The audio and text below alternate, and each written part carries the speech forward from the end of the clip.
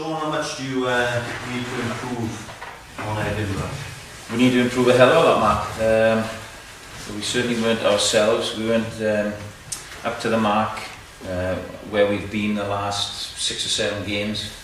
You know, everybody was very disappointed. It was a funny sort of game. You know, we made a lot of errors and it got a little bit chaotic there. So you know, we were very disappointed. There was a few of the boys pretty embarrassed at the end of it, and fortunately we've got a big game that we can refocus on and put it right on Saturday. So yeah, you know, all of our review has suggested that we were down in a lot of the areas that we've been good at recently, and we need to improve quickly. Any complacency, Sean? I don't think there was any complaint. There's no lack of effort there, you know. A lot of credit has to go to Edinburgh. I think they raised their game. I think perhaps, you know, we scored a bit early, if there's such a thing. You know, we were 13-3 up and looking comfortable. And we perhaps tried to force the issue instead of being a little bit more composed, playing in the right areas and building the win from there. We were sort of guilty of creating our own downfall and left ourselves too much to do. So, you know, you'd like to think that some of those players won't have a day at the office like that again, but you know, selection is going to be difficult this week. Were a few bangs, any notable? Bangs? Bangs. The most notable is perhaps Nicky Walker. He sort of twisted his knee, so we're monitoring him. Other than that, we're not too bad. You know, we've still got Jonathan Thomas carrying something from the Six Nations. But other than that, you know, we're not in bad shape. Are those two available for selection this weekend then? At the moment, yeah. they're thereabouts. But what's wrong with Jonathan, Sean? Jonathan had a dead leg, that's all. He had another bang in it towards the end of the campaign, so it's just causing him a bit of grief. But he'll train today. Nicky won't train today, but we expect him to be okay. The last few years, you and the Blues have been the two teams winning trophies, but in head-to-heads, you've had quite a sort of Indian sign over them. What do you think the key to that is? I don't know if I have an Indian sign. They're always tight games and tough games. You know, we're expecting a really physical game on Saturday. Clearly, you know, both teams know what's required now in the campaign. I think the Blues will probably see this as a game they have to win. So we're expecting, you know, quite a ferocious onslaught. But you know, we've got huge firepower, and I think the boys tend to really get up for these games because they recognise that it's a derby match. There are other things at stake, and in a World Cup year that might come to the fore for some of the players. But I think it's more down to, you know, we're quite close, aren't we, in Wales on the M4 corridor, and you want to get one over, and clearly there's a lot more on it this time. So expecting it to be really tight, to be honest. Is their biggest vulnerability up front, that way you just attack them and set piece? We thought that about Edinburgh, you know, and though we were pretty dominant in the scrum, we didn't ram it home, did we? So you know, we had the upper hand on the New Year's Eve game. Things didn't go our way from an officiating point of view that day, but we had the upper hand, and we didn't ram it home until perhaps too late in the second half. So we're mindful of that. We've spoken about that. We need to be on our game for 80 minutes, not just in fits of starts. But I mean, that's just one area. You know, they've got a lot of threats. Their back five in particular is dangerous, and of course, you know, their midfield is particularly potent. So, and they've got point scorers in not just kicking, but in their back three. So, lots of threats. But this week will be more about the Ospreys for us and what we didn't do on the weekend. Because in the Magners League, is there beginning to emerge a top four, still with the Blues and the Scarlets sort of hanging on by their coattails to a degree? Well, I think all of the Welsh regions will be disappointed with the outcomes really on this weekend just past. But with regards to the top of the table, Hamish, there's still a lot of games to be played within. You know, we've all got to play each other. We've got to play the Blues, we've got to play Munster. You know, there's Munster-Leinster this weekend, Blues Dragons, there's Scarlets have got games to play. They've got to go to Ulster to play. So, you know, they can still feature in there. And with 3 teams on the same points, 55, then obviously it's anyone's game. So and I think that's the beauty of the playoffs. And I think the games would be done and dusted. It had been, Munster would have run away with it by now. So there's incentive there, particularly for squads like ourselves and Leinster, who have a lot of players that are away on international duty. Then it adds an incentive. So we've just got to make the most of that now. New signing, Sean, you must be quite pleased with the three of them.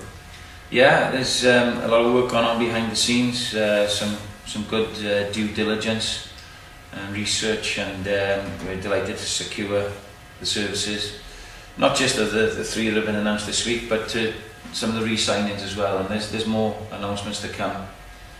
We've obviously got some fledgling talent here that we wanted to secure, and the future looks bright. Yeah, so the new signings will add some experience, a bit of edge, and considerable talent to our squad. Yeah, delighted. Just what's the thinking with each of them in terms of the fear is that they block some of that up and coming talent? There's a fine balance there. You know, what we've experienced here is when we've signed, particularly overseas players, it's been with the development in mind. You know, so if you take the emergence of Justin Tipuric now, it's not by coincidence. It's you know, Marty Holler has arguably been our best ever overseas signing, and the way he conducts himself on and off the field, Justin has really emulated and learned from, and you know, he's proven to be an absolute talent in his own right. But some of the qualities that he's exuding as a leader now and as a professional come from being around Marty Holler. So, you know, there is that as well. You know, Philo Tiatia has been an inspiration in and around the environment, and before him, Stefan Tablanche, people like that. So, you know, we choose these fellas carefully. If we don't get it right sometimes, but most of the time we like to think we have. And there is that fine balance. And of course, you know, there's enough games in and around the season now for the youngsters to get the game time, as the last sort of 6-7 games and the LV Cup has shown. But they're getting LV game time rather than some of the Magners and potentially even Heineken. Justin Tipuric, half-back, doesn't seem a particular area of weakness. You've got the likes of Reece Webb, who's looked really good. How confident are you that actually their development isn't going to be affected? Would Justin Tipuric be a better player now if he'd been first choice for us? I think you've got to weigh up, you've got to balance, haven't you? You know, it's easy to say, you know, that you throw in all the youngsters, but we've got a strong fan base that are, and a board that are keen on us winning some silverware and winning games, and that's part of it as well. So, you know, there's a fine balance within your squad. The French teams have shown, and some of the English teams, that you need strong squads, you need depth in there. So, you know, clearly, you know, we want Welsh talent coming through. I think you know the statistics, how much of the Welsh talent we've produced in the last 8 years. They're there for everybody to see.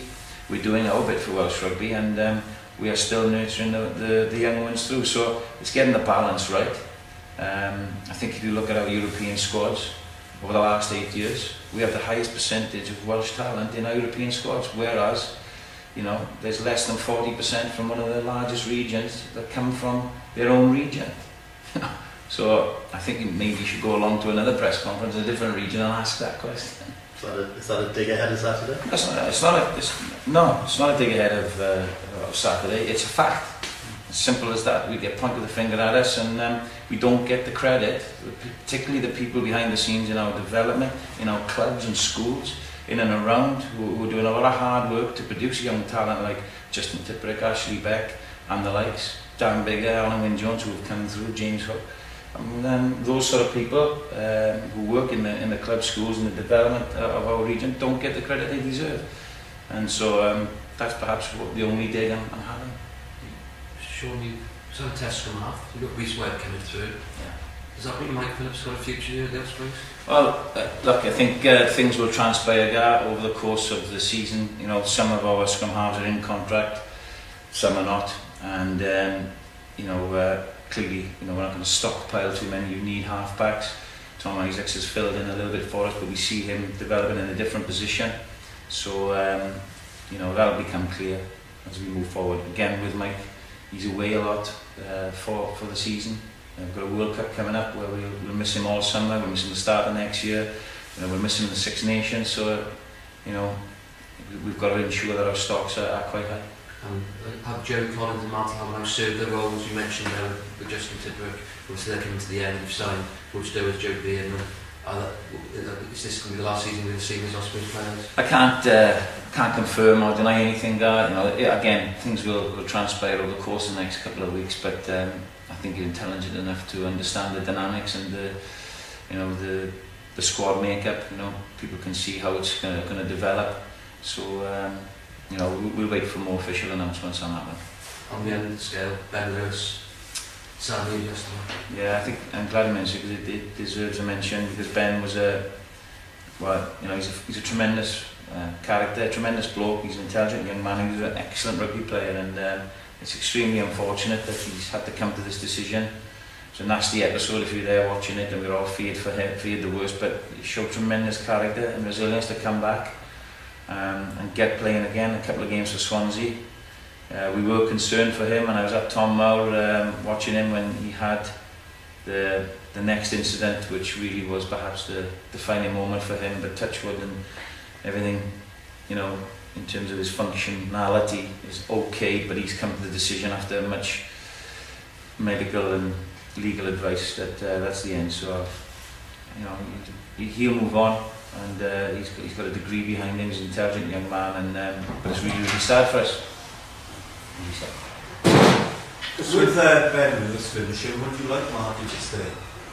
Yeah, you know, at the end of the day, Marty's 35 now. People forget that, and he's been here quite a long time now, and his body is starting to feel the effects of the punishment that he puts himself through and the opposition put himself through because he's such a threat. But it's something we will certainly look to explore now in light of that, Mark.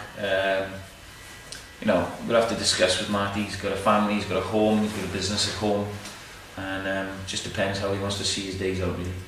Just for information, when are Marty's, Jerry's and Mike Phillips's contracts? I don't know. Mike's got a couple more years with us, but Marty and Jerry are due up in June. Okay, guys. So one more from the game. So are you looking at top 4 or are you looking at top 2?